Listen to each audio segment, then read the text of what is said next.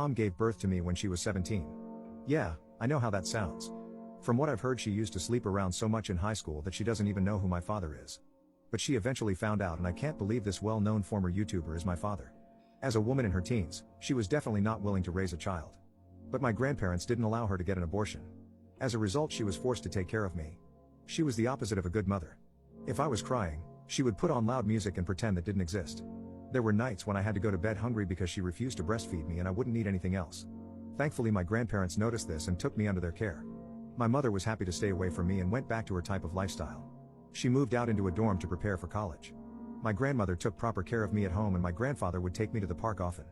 He had a surgery done on his hip, so he wasn't able to move that much, but always made sure to play with me.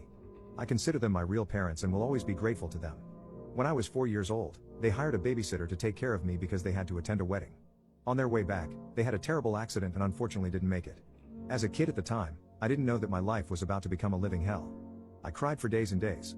The house was in my mother's name, so she moved back.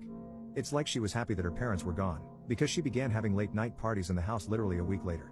She became the queen of her college because she had an empty house where everyone could hang out and do substances.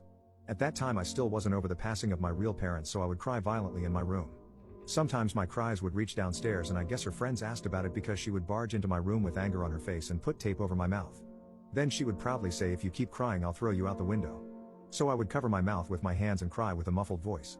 I remember having to beg her for food because she would always be hungover.